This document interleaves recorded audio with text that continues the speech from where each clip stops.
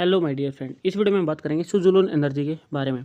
तो न्यूज़ आप यहाँ पर लेफ्ट साइड में देख ही रहे हैं। न्यूज़ के बाद हमारे लिए ज़रूरी है स्टॉक का टेक्निकल एनालिसिस, ताकि हम समझ सकें कि स्टॉक अगर किसी रेंज में फंसा है तो वो रेंज अगर ब्रेक होगी तो हमें अच्छे टारगेट मिल सकेंगे।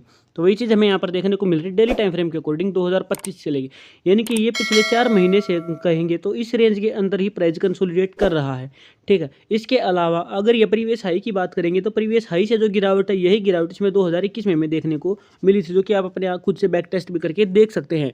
तो वही गिरावट स्टॉक में थी, यानी कि हम ये समझ सकते हैं कि अभी इसका बॉटम बन चुका है और अभी ये प्राइस कहाँ तक जा सकता है। तो इसके प्राइस की जो उछाल है, जितनी ये गिरावट है, इतना ही इस बॉटम से इसके उछाल हमें देखने को मिल सकते हैं। ऐसी संभावना हमें स्टॉक में दिख रही है। तो यानी कि लगभग 70 रुपीज़ तक ये स्टॉक प्राइस आगे जाता हुआ हमें दिख सकता है, जैसे कि आपने न्यूज़ भी लेफ्ट साइड में देख ली है। इसके अलावा आप इस रेंज को मार्क करेंगे तो आपको क्या मिलेगा कि हाँ, ये स्टॉक प्राइस इस रेंज के अंदर इस तरीके से बार बार कंसोलिडेट कर रहा है। ठीक है, यानी कि ये रेंज काफ़ी इंपॉर्टेंट है।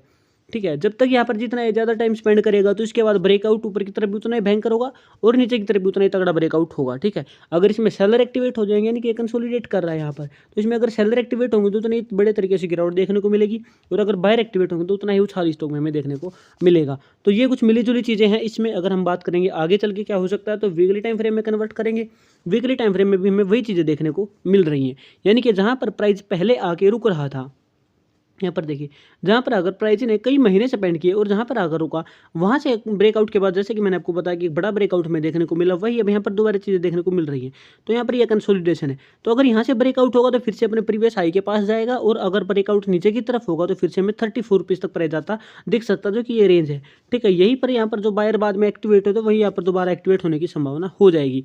दूसरा क्या होगा, दूसरी चीज़ ऐसी संभावना हो सकती है कि जिसने भी इसमें हाई पे बाई किया उसकी पहली एवरेजिंग यहाँ पर होगी वीकली टाइम फ्रेम के अकॉर्डिंग, और दूसरा वो 34.98 पे वेट कर रहा है कि जब प्राइस यहाँ पर आएगा, कंसोलिडेट करेगा, तब मैं दोबारा अपनी बाइंग कर सकूंगा। तो ये एवरेजिंग मेथड भी यहाँ पे काम करेगा। तो ये इसका कुछ टेक्निकल एनालिसिस है जो कि मैंने आपको बताया। अगर चैनल पर नए तो चैनल को सब्सक्राइब करें। मैं बताना चाहूँगा कि मैं सेबी रजिस्टर्ड तो नहीं हूँ, इन्वेस्टमेंट की सलाह नहीं दे रहा हूँ, लेकिन चीज़ें जो दिख रही है वो मैंने आपको बता दी हैं। इस वीडियो में इतना ही। Thank you very much.